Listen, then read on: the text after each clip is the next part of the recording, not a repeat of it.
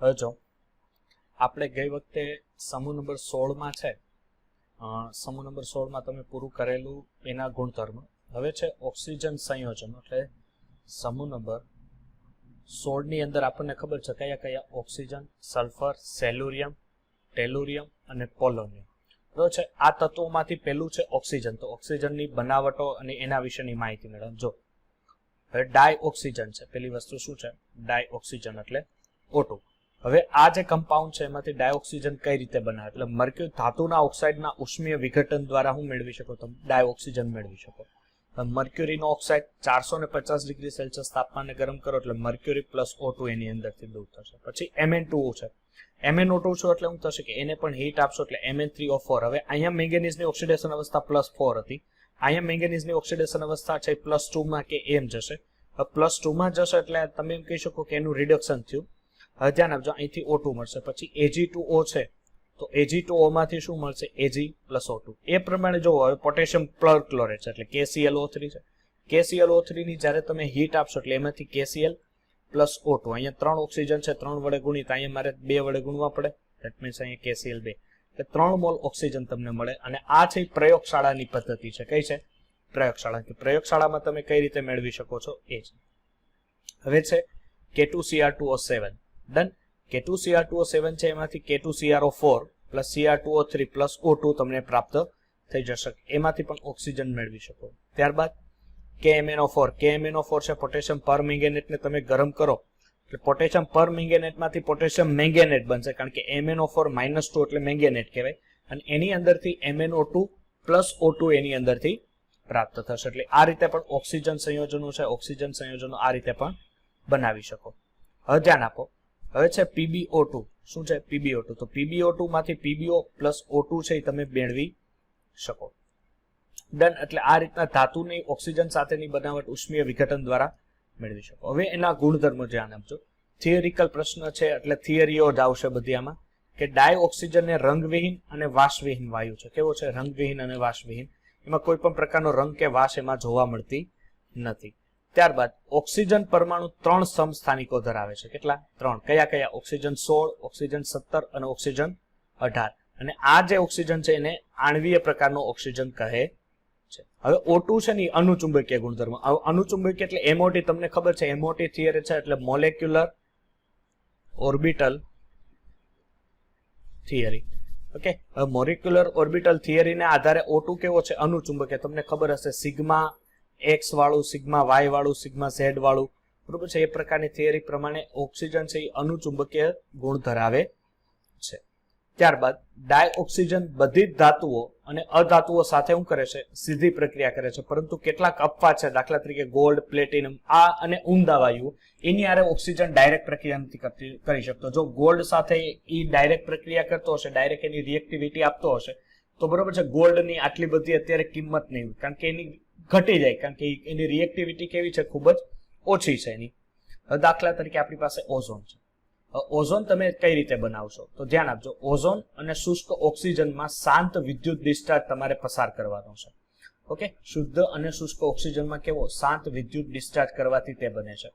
હવે O2 છે, હવે 3 મોલ ઓફ શું છે? O2 છે. એની પ્રક્રિયાથી તમને શું મળશે? 2 મોલ ઓફ ઓઝોન મળશે. 3 મોલ ઓફ O2 ની પ્રક્રિયાની 2 મોલ ઓફ ઓઝોન. એટલે આ પ્રક્રિયા કરવા માટે તમારે 298 કેલ્વિન તાપમાને લગભગ 142 કિલો જૂલ પર મોલ જેટલી ઉર્જા. હવે આટલી તમે એને ઉર્જા આપો છો, ધ્યાન આપજો, 142 કિલો જૂલ જેટલી તમે એને ઉર્જા આપો છો, એનું મિનિંગ કે આ ઉર્જા પ્લસમાં છે. અને પ્લસમાં ઉર્જા હોવાને કારણે તમે એને ઉર્જા આપી રહ્યા છો. એટલે આ પ્રક્રિયા કેવી થશે? ઉષ્મા શોષક પ્રક્રિયા થાય. કેવી થશે? ઉષ્મા શોષક પ્રક્રિયા થશે. ડન.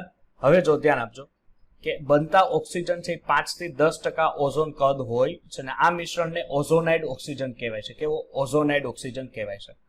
ઓક્સિજનમાંથી આ રીતે ઓઝોનની પ્રક્રિયા કેવી છે? ઉષ્માક્ષ છે, શોષક. આથી વિઘટન ન થાય તે માટે વિદ્યુત ડિસ્ચાર્જ વાપરવામાં આવે છે, કે તમે વધુ ને વધુ વિદ્યુત ડિસ્ચાર્જ તમે વાપરી શકો ને એનું વિઘટન ઓછું થાય.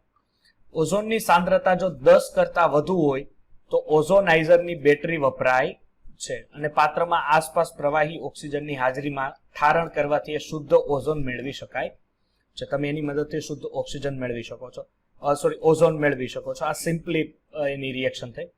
ધ્યાન આપજો, ઓઝોનના જે ભૌતિક ગુણધર્મ છે, ગુણધર્મ તમે રીડિંગ કરી લેજો, બરોબર છે. લેક્ચર નોટ્સમાં તમને આપેલા જ હશે કે શુદ્ધ ઓઝોન છે એ આછો વાદળી રંગનો વાયુ છે. કેવો છે?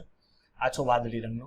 તે ઘેરો વાદળી પ્રવાહી અને જાંબલી તરીકે, જો ઘન હોય તો જાંબલી કાળો રંગ હોય, પ્રવાહી હોય તો ઘેરો પ્રવાહી હોય, અને વાયુ હોય તો વાદળી રંગનો. એટલે તમને છે ને આકાશમાં કઈ કઈ ઘણીવાર વાયુ જે વાદળી રંગનું દેખાય છે એ ઓઝોનને આધારે જ હોય છે. દાખલા તરીકે તમારી પાસે છે કે દાખલા તરીકે હવે તમારી પાસે NO2 માઇનસ છે. શું છે? NO2 minus. જો આ બધા ગુણધર્મો જ છે એના, NO2 માઇનસ છે, એની પ્રક્રિયા જો તમે ઓઝોન સાથે કરો છો, કોની સાથે? ઓઝોન સાથે. ઓઝોન સાથે NO2 માઇનસ ની રિએક્ટિવિટી આપો એટલે ઓઝોન સાથે પ્રક્રિયા કરીને કેમાં કન્વર્ટ થાય છે? NO3 માઇનસમાં. કારણ કે એક ઓક્સિજન આને પ્રોવાઈડ કરશે અને અહીંથી હું છૂટું પડશે O2. એ જ પ્રમાણે અહીંયા શું છે? SO3 minus 2. એની પ્રક્રિયા ઓઝોન સાથે કરો. ઓઝોનમાંથી એક નવજાત ઓક્સિજન બનશે. એ નવજાત ઓક્સિજન આ સલ્ફાટ સાથે પ્રક્રિયા કરીને શું બનાવશે? સલ્ફેટ બનાવશે. ઉપર -2 અને અહીંથી શું છૂટું પડશે? ઓઝોન. એ પ્રમાણે NO માંથી NO2, SO2 માંથી SO3, HX નું X2 માં રૂપાંતરણ કરે. ધ્યાન આપજો, HX છે તમારી પાસે, HX ની જ્યારે ઓઝોન સાથે પ્રક્રિયા કરાવો એટલે X2 માં પ્રક્રિયા કરશે. એટલે અહીંયા શું થશે કે અહીંયા આની -1 હતી ને એ 0, એટલે ઓક્સિડેશન આંકમાં શું થયો? વધારો. તો ઓઝોન શું થશે કે ઓઝોન છે એ ઓક્સિડાઇઝિંગ એજન્ટ તરીકે વર્તશે. કયા તરીકે? ઓક્સિડાઇઝિંગ એજન્ટ તરીકે. એટલે ઓઝોનના ગુણધર્મો ઉપરથી ખબર પડશે કે ઓઝોન છે એ ઓક્સિડાઇઝિંગ એજન્ટ તરીકે વર્તે છે. હવે ધ્યાન આપો, પહેલી વસ્તુ શું છે કે હવામાં રહેલો ઓક્સિજન છે, હવામાં રહેલા ઓક્સિજનનું ઇલેક્ટ્રોલિસિસ કરવામાં આવે પાણીની હાજરીમાં. અને પાણીની હાજરીમાં ઇલેક્ટ્રોલિસિસ કરો તોય ઓક્સિજન મળે, અને હવામાંથી પણ તમે લોકો ઓક્સિજન મેળવી શકો. હવે ઇલેક્ટ્રિક આર્ક એટલે વિદ્યુત ચાપની મદદથી તમે ઓક્સિજનનો કેમાં ફેરવી શકો?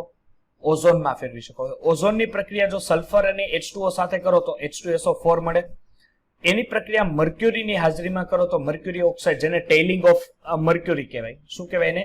ટેઇલિંગ ઓફ મર્ક્યુરી. હવે આ જ ઓઝોન છે, જો એની સિંક ક્લોરાઇડ, ટીન ક્લોરાઇડ સાથે પ્રક્રિયા કરો એટલે ટીન Cl4. એટલે ઓબ્વિયસલી તમે એક વસ્તુ જોયું કે ભાઈ NiCl SnCl2 છે, એની ઓઝોનની હાજરીમાં પ્રક્રિયા કરો તો સોરી SnCl4 બને. હવે અહીંયા ટીનની ઓક્સિડેશન અવસ્થા હતી +2, જ્યારે અહીંયા કેટલી થઈ? +4. એટલે ઓબ્વિયસલી ઓઝોને શું કર્યું? ટીનનું ઓક્સિડેશન કર્યું. એટલે હમણાં મેં કીધું એ પ્રમાણે કે ઓઝોન છે ઓક્સિડાઇઝિંગ એજન્ટ તરીકે વર્તે છે, ઓક્સિડાઇઝિંગ એજન્ટ તરીકે કાર્ય કરે છે.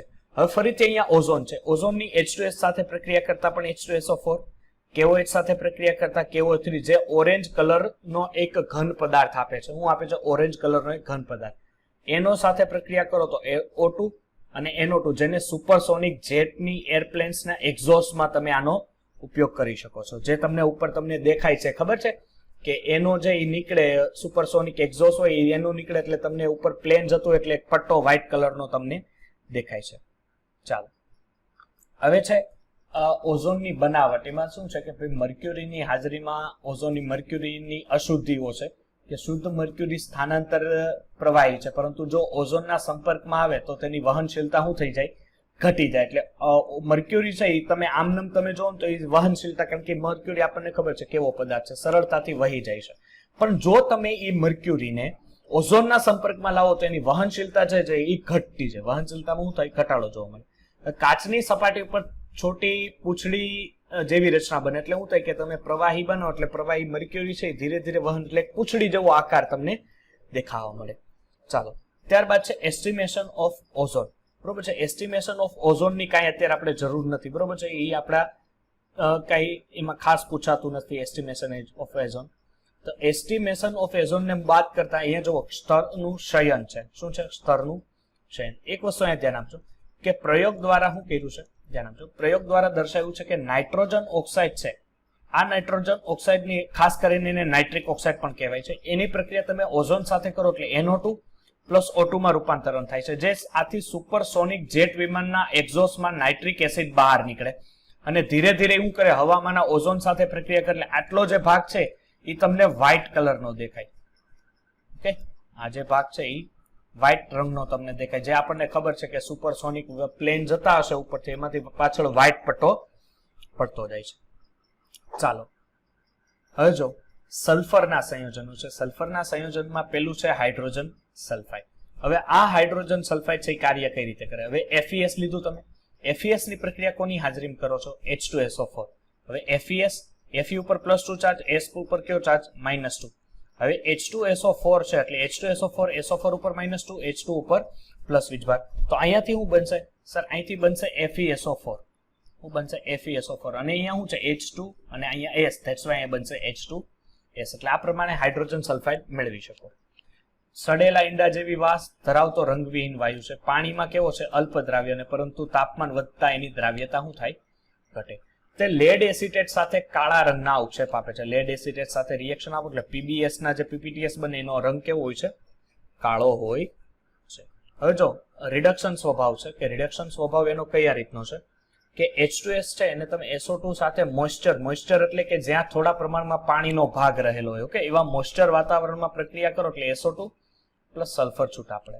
એ જ પ્રમાણે FeCl3 છે અને H2S સાથે પ્રક્રિયા કરો એટલે FeCl2 બનાવે. જો +3 માંથી ફેરિક માંથી ફેરસ બનાવ્યું અને +3 માંથી +2 બનાવ્યું એટલે એનો રંગ પણ યલો માંથી કેવો થઈ ગયો? ગ્રીન માં કન્વર્ટ થઈ ગયો. સલ્ફર અને 2 મોલ ઓફ HCl છૂટા પડે છે. ચાલો હવે છે તમારી પાસે SO2 સલ્ફર ડાયોક્સાઇડ. હવે SO2 છે દીકરા, SO2 કઈ રીતે મેળવશો કે ભાઈ સલ્ફર એની પ્રક્રિયા ઓક્સિજન સાથે દહન પ્રક્રિયા કરો અથવા હવા, એવું જરૂરી નથી કે તમે પ્યોર ઓક્સિજન જ લઈ શકો. સલ્ફરને તમે હવામાં પણ બાળો એટલે તો પણ એમાંથી શું ઉત્પન્ન થાય છે? SO2 ઉત્પન્ન થાય છે.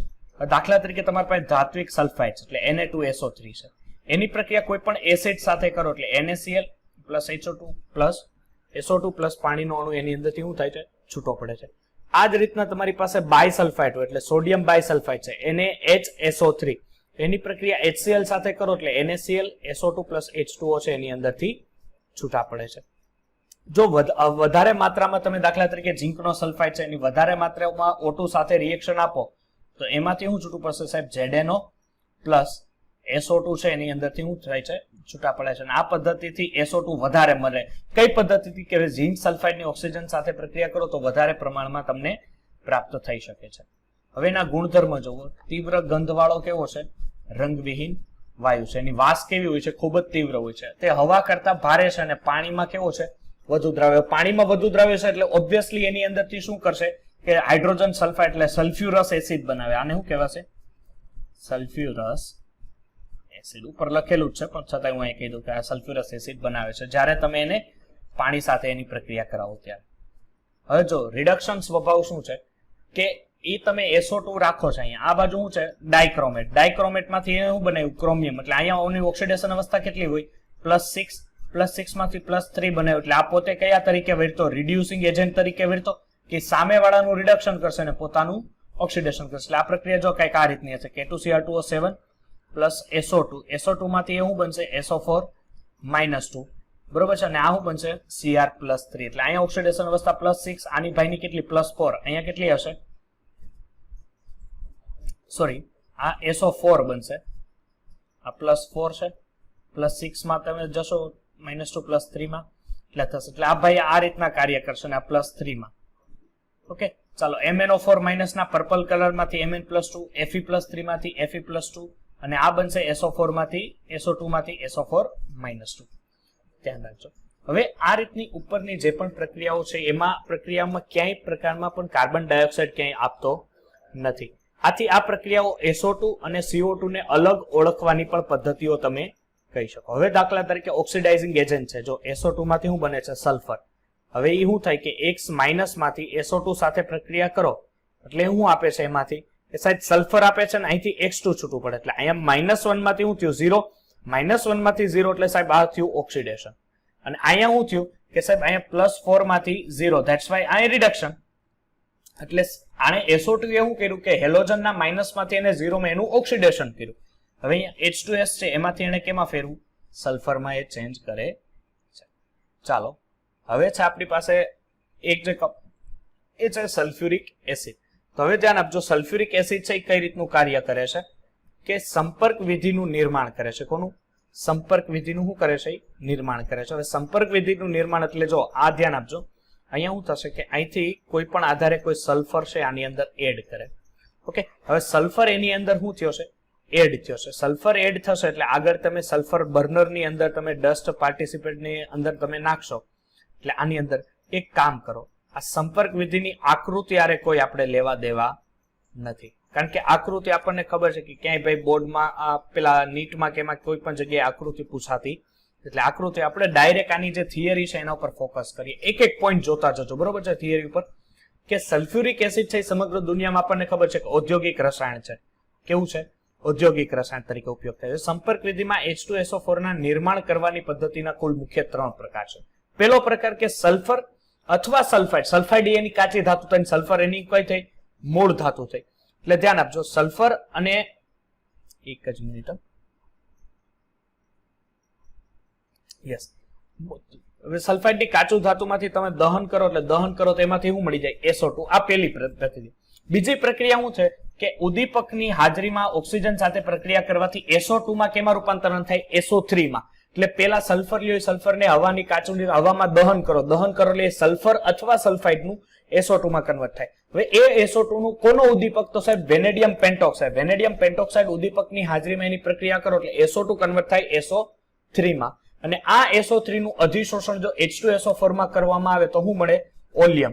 ઓકે, દાખલા તરીકે અહીંયા તમને મળે છે ઓલિયમ, H2SO4. હવે આની પ્રક્રિયા SO2 સાથે SO3 સાથે કરો એટલે આ શું બને? H2S2O7. અને આની પ્રક્રિયા ફરીથી જો પાણી સાથે કરાવો તો અહીંયા શું બને? H4S2O8. હવે એક કામ કરો, આમાંથી 2 કોમન કાઢો, 2 કોમન કાઢો એટલે અહીંયા બનશે H2S4. ડન. એટલે અહીંયા તમને H2SO4 તમને આ મેથડ થી આધારે બની જાય. એટલે તમારી મેથડ જો અહીંથી જ હું આખી લખી નાખું છું. પેલા સલ્ફર લ્યો, ઓક્સિજન સાથે પ્રક્રિયા કરો એટલે શું બનશે? SO2. આ SO2 ની વેનેડિયમ પેન્ટોક્સાઇડ સાથે પ્રક્રિયા કરો, શું બનશે? SO3. અને આ SO3 ની તમે આગળ H2SO4 માં એને શું કરવાનો છે? અધિશોષણ કરવાનું છે. અધિશોષણ કરો H2SO4 માં, અને H2SO4 માં તમે અધિશોષણ કરશો એટલે ઓલિયમ બનશે. અને આ ઓલિયમ ની મદદથી હજી એમાં પાણીનો અણુ નાખશો એટલે H2S2O8, અને એમાંથી 2 કોમન કાઢો એટલે H2SO4 એમાંથી પ્રાપ્ત થશે. ધ્યાન આપજો, આ પ્રક્રિયા છે જો અહીંયા મેં આખી પ્રક્રિયા અહીંયા કહી જ દીધી છે, એટલે ધ્યાન આપજો ખાસ કે આ પ્રક્રિયા ઉષ્માક્ષેપક હશે. એટલે જ્યારે પણ તમે H2SO4 બનાવશો, H2SO4 બનાવતા સમયે આ પ્રક્રિયામાંથી શું થતું હશે કે સર એમાંથી ઉર્જા ઉત્પન્ન થતી હશે. અને પ્રતિવર્તી પ્રક્રિયા છે એટલે પુરોગામી પ્રક્રિયાનો કદનો શું સૂચવે છે? ઘટાડો સૂચવે છે. ધ્યાન આપજો, ઓલિયમનું મંદન પાણી વડે તમે કરો તો જરૂરિયાત મુજબ સાંદ્રતા ધરાવતા H2SO4 તમે મળે. એટલે કે તમે એની અંદર પાણી એડ કરો, જો મેં આ કરેલું આગળ બતાવેલું, એટલે આ અહીંયા આપણે જોતા નથી. અને સંપર્ક વિધિની મદદથી ધ્યાન આપજો, ઉપરની જે પ્રક્રિયા કરી છે એ પ્રક્રિયાની સંપર્ક વિધિની મદદથી તમે ઓછામાં ઓછી એની અંદરથી તમે શું કરી શકો છો? 96 to 98% શુદ્ધ H2SO4 મેળવી શકો છો. કેટલું? 96 થી 98% શુદ્ધ H2SO4 મેળવી શકો છો. ગુણધર્મ શું છે કે H2SO4 એ 298 કેલ્વિન તાપમાને એની ઘનતા 1.84 વિશિષ્ટ ઘનતા. હવે 1.84, હવે આપણને ખબર છે કે ભાઈ પાણીની ઘનતા સાહેબ 1 હોય. પાણીની ઘનતા કેટલી હોય? 1 હોય. એનો મીનિંગ કે 1000 ગ્રામ પાણી લઉં તો એનું જે ml માં લઉં કદ, તો 1000 ml હોય તો એનું વજન કેટલું થાય? 1000 ગ્રામ. જ્યારે અહીંયા H2SO4 છે, H2SO4 ની ઘનતા 1.84 છે. ધેટ્સ વાય હું જો 1000 ml H2SO4 લઉં તો એનો વજન થાય 1840 ગ્રામ. કેટલો થાય? 1840 ગ્રામ એનો શું થાય છે? વજન થાય છે. એટલે આટલી એની ઊંચી ઘનતા છે. હવે જો H2SO4 નું ઠાર બિંદુ છે 283 કેલ્વિન છે. કેટલું છે? 283. અને ઉત્કલન બિંદુ 611 કેલ્વિન. એટલે ખૂબ જ ઊંચું ઉત્કલન બિંદુ છે, આપણે એમ કહી શકીએ. ચાલો હવે H2SO4 ની જો રિએક્શનો જો હવે અહીંયા જો 2 તબક્કા. પહેલી વસ્તુ H2SO4 H+, એટલે અહીંથી શું થાય? H2SO4 પોતાનામાંથી H+ દૂર કરીને આ ભાઈને આપે એટલે H2SO4 એસિડ તરીકે વર્તે. ધેટ્સ વાય H3O+ અને HSO4- એનો K જે ખૂબ જ મોટો હોય છે, અને 10 કરતા વધારે K મોટો હોય એનો મીનિંગ એ ખૂબ જ એસિડિક કમ્પાઉન્ડ થયો. હવે દાખલા તરીકે તમે અહીંયા આવો કે તમારી પાસે HSO4- છે. શું છે? HSO4-. હવે હજી એકવાર એમાંથી H છૂટો પડી કેમ છે? તો હજી એકવાર એમાંથી H છૂટો પાડો H2O ની હાજરીમાં, એટલે અહીંથી હજી એક છૂટો પડે એટલે H3O+ ને SO4-2. એનો K કેટલો છે? 1.2. તો ઓબ્વિયસલી KA1 છે એ KA2 કરતા કેવો છે? ઘણો મોટો છે. એટલે પહેલી વારનો H દૂર કરવો હોય ત્યારે તમારે વધારે જે પણ કોઈ પણ પ્રક્રિયાઓ કરવી પડે એ વધારે કરવી પડે. ધેટ્સ વાય એનો K કેવો છે? ખૂબ જ મોટો છે.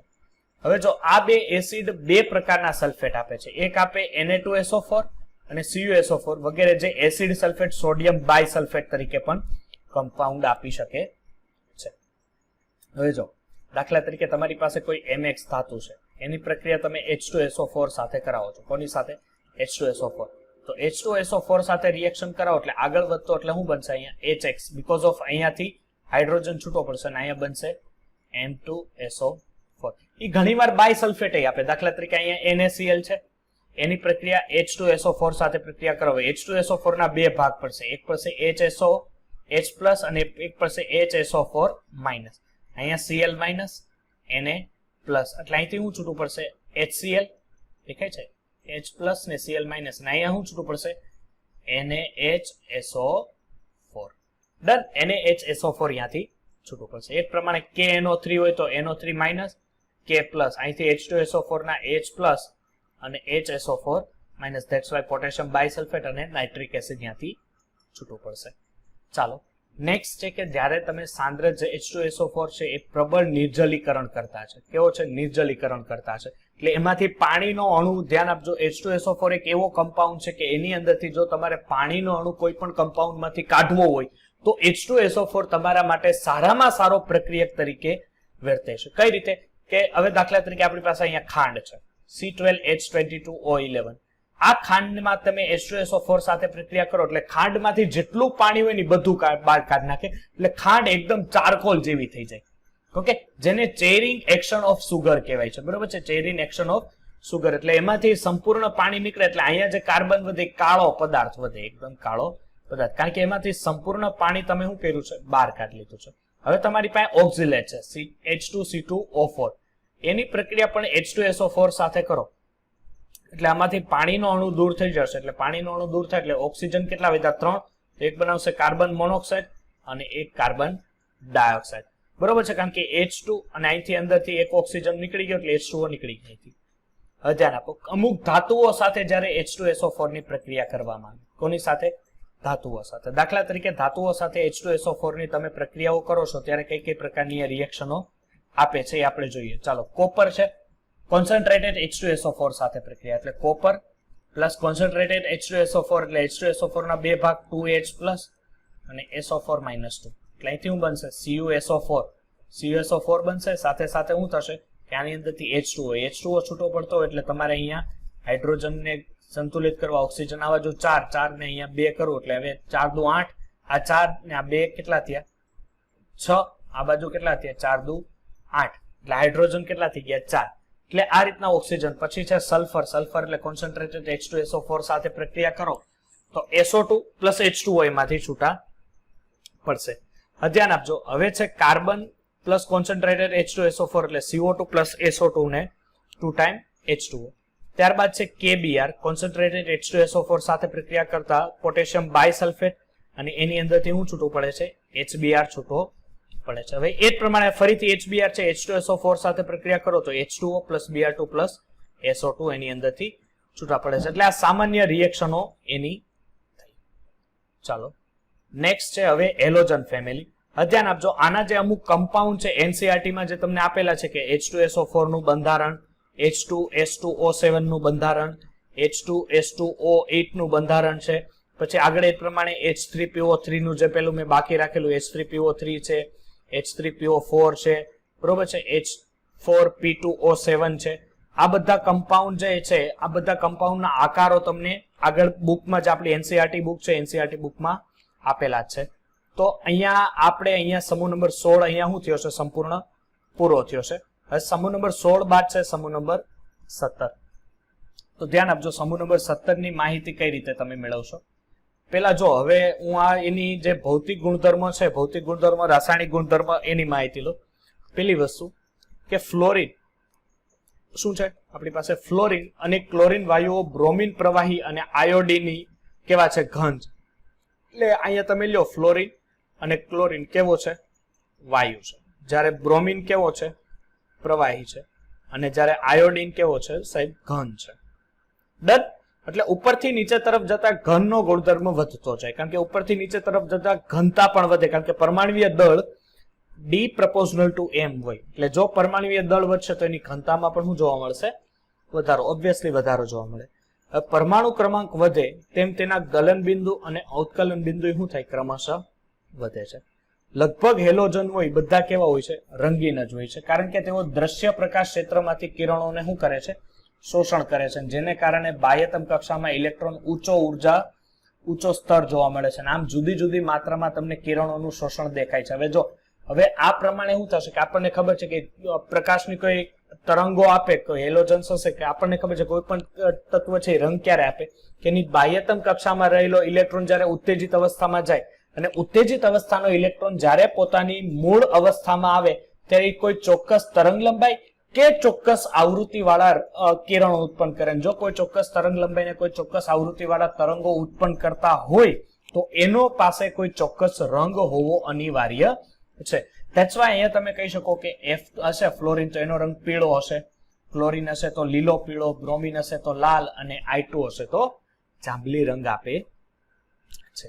ધ્યાન આપો કે ફ્લોરિન અને ક્લોરીન પાણી સાથે પ્રક્રિયા કરીને બ્રોમિન અને આયોડિન જે પાણીમાં કેવા છે અલ્પદ્રાવ્ય છે, પરંતુ તે કાર્બનિક દ્રાવકો જેવા કે chloroform, carbon tetrachloride, carbon disulphide કે હાઇડ્રોકાર્બન દ્રાવ્ય થઈને કેવું બનાવે છે રંગીન દ્રાવણ આપે છે. F2 ની વિયોજન ઉષ્મા અપવાદ રૂપે Cl2 ની વિયોજન કરતા કેવી હોય છે ઓછી હોય છે. જો F2 ની વિયોજન એ આ ક્લોરીન ની વિયોજન કરતા કેવી છે, આ F2 ની વિયોજન ઉષ્મા અપવાદ રૂપે Cl2 ની વિયોજન ઉષ્મા કરતા કેવી છે ઓછી છે, બરોબર છે. આની કેવી છે વધુ છે. ખરેખર ક્લોરીન ની વધારે હોવી છે બીકોઝ ઓફ કારણ કે ક્લોરીનમાં છે એ બંધ લંબાઈ મોટી, કારણ કે ફ્લોરિન ની સાપેક્ષમાં ક્લોરીનનું પરમાણુનું કદ મોટું, પરમાણુનું કદ મોટું એટલે બંધ લંબાઈ વધુ.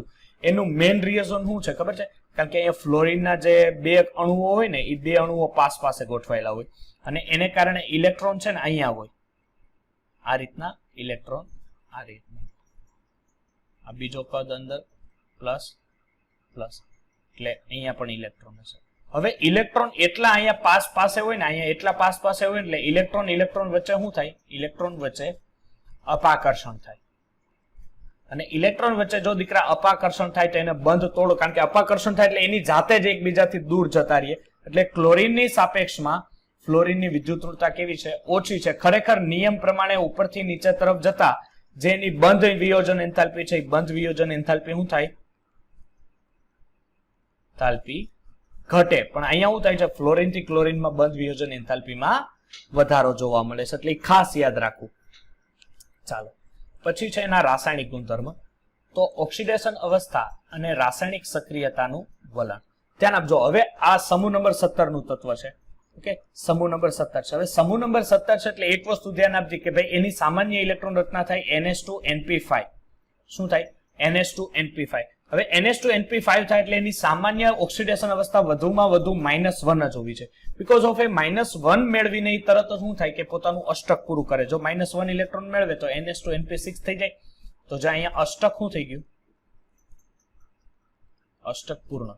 હવે અષ્ટક એનું જો પૂર્ણ થઈ જાય તો આપણે એમ કહી શકીએ કે હવે એ વધારે ઓક્સિડેશન અવસ્થા. પરંતુ નીચે તરફ જાવ ને એમાં ક્લોરીન, બ્રોમિન કે આયોડિન જે +1 એટલે આમાંથી એક ઇલેક્ટ્રોન ગુમાવીને 4 +3 +5 કે +7 સુધી ઓક્સિડેશન અવસ્થાઓ સૂચવી શકે છે.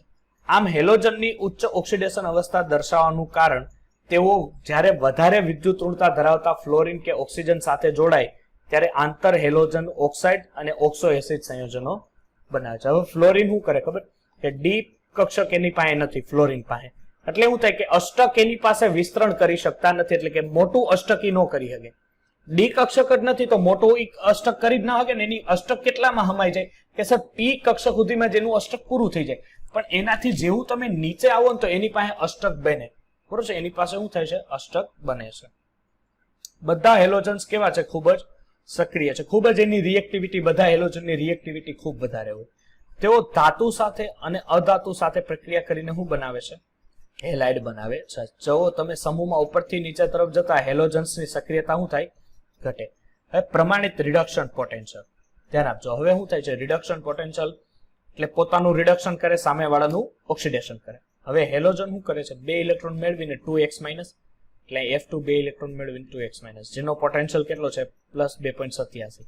પછી ક્લોરીનનો એનાથી ઓછો, બ્રોમિનનો એનાથી પણ ઓછો અને આયોડિનનો એનાથી પણ ઓછો. એટલે તમે જુઓ પોટેન્શિયલ જો એટલે ઇલેક્ટ્રોન મેળવવાની ક્ષમતા ઉપરથી નીચે તરફ જતા ઘટતી જોવા મળે છે.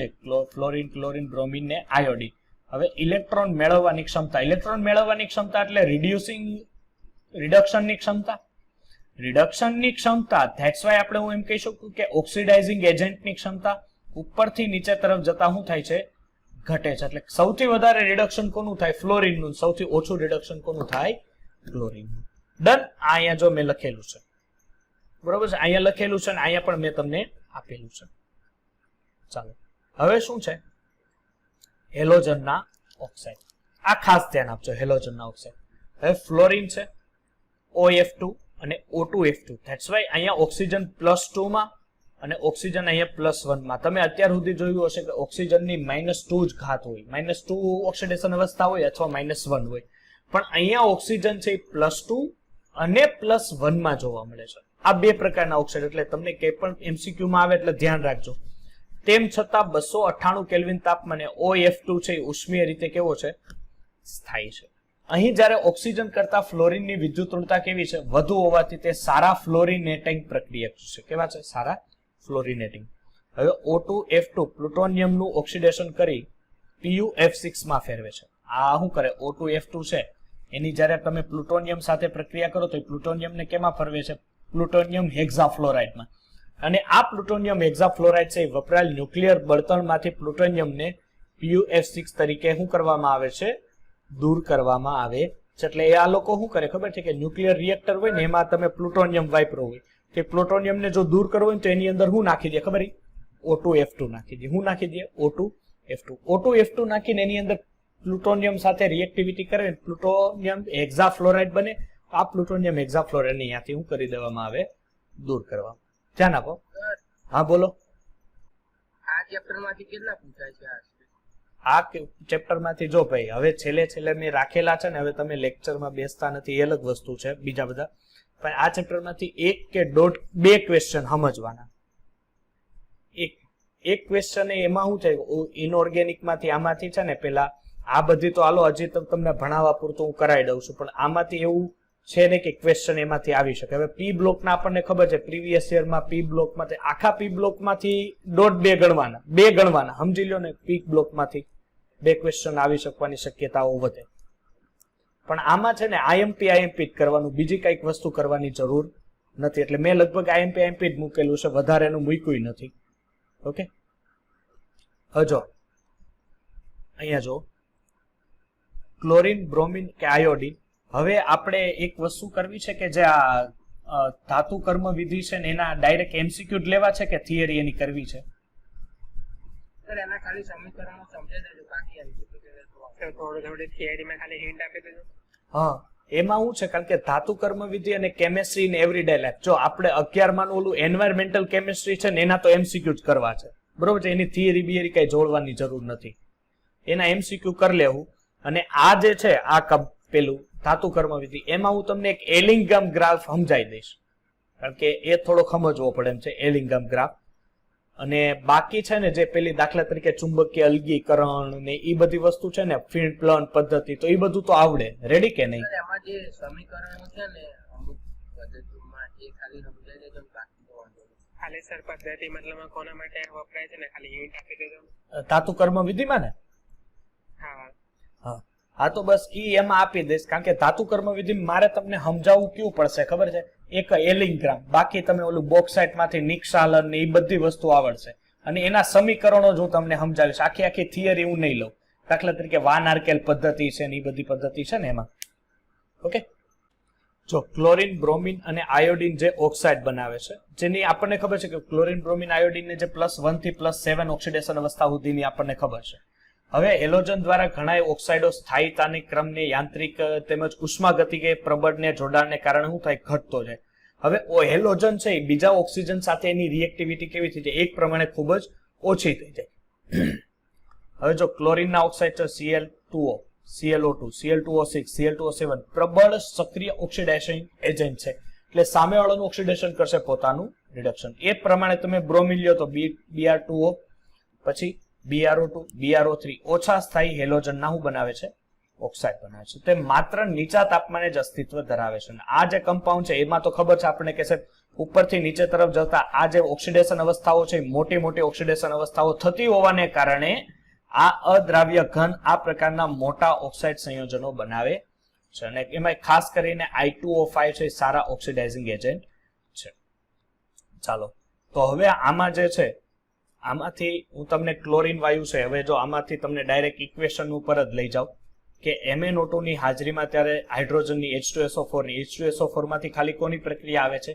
H+ ની. એટલે H+ ની એલોજન સાથે પ્રક્રિયા કરું એટલે H2 મળે, Mn+2 અને H2O છૂટા પડે. Okay, 4H+ MnO2 plus 2X minus it's give X2 plus Mn+2 plus H2O એની અંદરથી મળે. બ્રોમાઇડ અને આયોડાઇડ સાંદ્ર H2SO4 અને MnO2 સાથે Br2 અને I2 સાથે શું કરે છે? મુક્ત કરે છે. હવે જો દાખલા તરીકે તમારી પાસે કેલ્શિયમ ઓક્સોક્લોરાઇડ છે, એની HCl સાથે પ્રક્રિયા કરો તો calcium chloride plus Cl2 it's give H2O, એટલે ક્લોરીન વાયુ મળ્યો. KMnO4 સાથે HCl ની પ્રક્રિયા કરો, KMnO4 સાથે પ્રક્રિયા કરશો એટલે KMnO4 શું કરશે કે સર એમાંથી પહેલા તો KCl બનાવશે, કારણ કે HCl છે એટલે KCl બનાવી દે. પ્લસ અહીંયા મેંગેનીઝ છે એ શું બનાવશે? MnCl2. અને અહીંયા ઓક્સિજન છે એ અહીંયા રહેલા હાઇડ્રોજનને કેમાં કન્વર્ટ કરશે? H2O માં, અને છેલ્લે Cl2 ક્લોરીન વાયુ બનાવે છે. એ જ પ્રમાણે તમે PbO2 લ્યો. શું લ્યો? PbO2 પ્લસ HCl એટલે PbCl2 plus Cl2 H2O chlorine વાયુ મળી ગયો. હવે જો ડેકન વિધિ, આ વિધિ ખાસ યાદ રાખજો, IMP માં છે ડેકન વિધિ. તો ડેકન વિધિ એટલે શું થશે કે દાખલા તરીકે 723 કેલ્વિન તાપમાને કોપર ક્લોરાઇડની ઉદ્દીપકની હાજરીમાં, કોપર ક્લોરાઇડ તમારો શું થયો? ઉદ્દીપક. એની હાજરીમાં જ્યારે તમે ઓક્સિજનની HCl સાથે ઓક્સિડેશન થતા શું મળે છે? Cl2 વાયુ છે. એટલે ઓક્સિજન શું કરશે કે અહીંયા રહેલા હાઇડ્રોજનથી શું છૂટ પડશે? H2O, અને એની અંદરથી શું છૂટું પડે છે? Cl2 વાયુ છૂટું પડે છે. હવે વિદ્યુત વિભાજન કરો. દાખલા તરીકે એક પાત્ર લ્યો, આ પાત્રની અંદર ધાતુના 2 સળિયા મૂકો. ઓકે, ગ્રેફાઇટ વાયુ મૂકો, ગ્રેફાઇટ ધાતુનો સળિયો મૂકો. એક તરફ રાખો એનોડ, એક તરફ રાખો કેથોડ. ઓકે, એનોડ ને કેથોડ ને આ ધાતુના જે સળિયા છે એ ગ્રેફાઇટના છે. કેના છે? ગ્રેફાઇટના. હવે શું કરશો કે હવે એનોડ ઉપર કઈક પ્રક્રિયા થશે અને કેથોડ ઉપર કઈક પ્રક્રિયા થશે. ઓબ્વિયસલી આની અંદર 2 આયનો હશે, Na+ અને Cl-. તો એનોડ ઉપર કોણ જશે? તો ઓબ્વિયસલી સર એનોડ ઉપર Cl- જાય. Cl નું શું થાય? ઓક્સિડેશન થશે, કારણ કે આના ઉપર માઇનસ ચાર્જ છે. માઇનસ ચાર્જ એટલે એનોડ ઉપર શું થાય? ઇલેક્ટ્રોન ગુમાવે. તો આ ભાઈ ઇલેક્ટ્રોન ગુમાવે તો 1/2 Cl2 બને, જે ગેસિયસ ફોર્મમાં હશે. અને સોડિયમ શું કરશે? ઇલેક્ટ્રોન મેળવશે, કેથોડ ઉપર જશે, એ સોડિયમ સોલિડ થશે. આ રીતના Cl2 વાયુ તમે મેળવી શકો.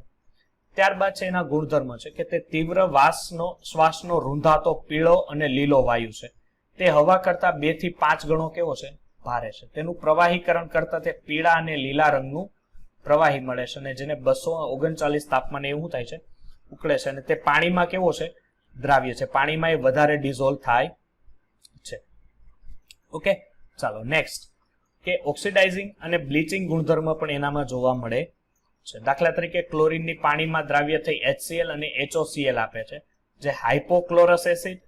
HOCl નવજાત ઓક્સિજન આપે છે. દાખલા તરીકે તમારી પાસે Cl2 છે, એની તમે, આપણને ખબર છે ક્લોરીન જે બ્લીચિંગ એજન્ટ તરીકે સારામાં સારો કમ્પાઉન્ડ છે, એની પ્રક્રિયાથી HCl પ્લસ ઓઝોન જે નવજાત ઓક્સિજન બને, જેને રંગીન પદાર્થથી તમે રંગીન પદાર્થની હાજરીમાં જ્યારે નવજાત ઓક્સિજન આવે તો કોઈ પણ પદાર્થના રંગને દૂર કરવા માટે નવજાત ઓક્સિજન પાસે એટલી ભલામણ હોશે, એટલે રંગવિહીન પદાર્થ બનાવે છે. ચાલો, એની હવે રિએક્ટિવિટી છે કે દાખલા તરીકે Fe+2 છે.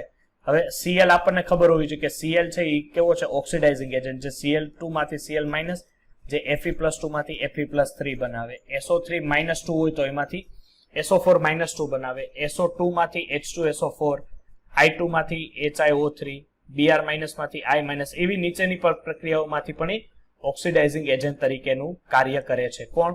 તો કે ભાઈ ક્લોરીન. ઓકે, ચાલો હવે એની પ્રક્રિયા છે HCl સાથેની. ચાલો નેક્સ્ટ છે HCl સાથેની એની રિએક્ટિવિટી.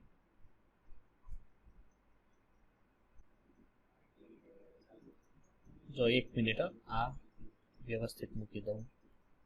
એટલે આપણે આ જે પી બ્લોકનું જેટલું આ કર્યું ને એટલું જ IMP છે, એનાથી વધારે કંઈ કરવાની જરૂર નથી. ચાલો હવે જો HCl સાથેની પ્રક્રિયા, એટલે લગભગ આજે પી બ્લોક આપણું પૂરું થઈ જાય કે NaCl ની H2SO4 સાથે પ્રક્રિયા કરો એટલે NaCl પ્લસ H2SO4. હવે ધ્યાન આપજો, H2SO4 ના 2 ભાગ પડે, 3 કુલ ભાગ પડે. એક પડે H+, HSO4-, એક પડે 2H+, HO4-2, અને એક પડશે OH- અને SO3H+. તો આની અંદરથી જો સોડિયમ બાયસલ્ફેટ મળતું હોય તો ઓબ્વિયસલી આ ભાગ પડેલો એટલે NaCl પ્લસ સોડિયમ બાયસલ્ફેટ એટલે હવે NaHSO4 છે NaCl સાથે એટલે Na2SO4 પ્લસ HCl એની અંદરથી છૂટો પડે. હવે આ જે કમ્પાઉન્ડ છે ધ્યાન આપજો કે ઉપરની પદ્ધતિ સોલ્ટ કેક પદ્ધતિ છે. કેવી છે? Salt cake. સોડિયમ જે બાયસલ્ફેટ છે એની બનાવટમાં તમે એનો ઉપયોગ કરી શકો. જે P2O5 જે એનું મોનોમર છે P4O10 એનું ડાયમર સ્વરૂપ છે અથવા ક્વિકલાઇમ સાથે નિર્જલીકરણ કરીને પણ HCl સૂકો કરી શકાતો નથી કારણ કે તેઓ HCl વાયુ સાથે પ્રક્રિયા કરે. કેલ્શિયમ ઓક્સાઇડ છે એની HCl સાથે પ્રક્રિયા કરો એટલે શું બનશે? કેલ્શિયમ ક્લોરાઇડ પ્લસ પાણીનો અણુ છૂટો પડશે. હવે છે P4O10 HCl સાથે પ્રક્રિયા કરશો શું બનશે? POCl3 plus HPO3.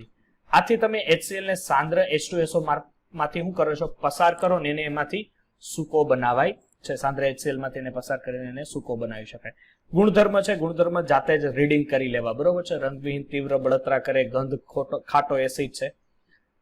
હવે જો આભાસી હેલોજન ને આભાસી હેલાઇડ બે કે તેથી વધારે, આ એક IMP છે, આ ધ્યાન આપજો. આ જે છે ને એ સંકીર્ણમાં પણ આના ક્વેશ્ચન ઘણીવાર દેખાય છે.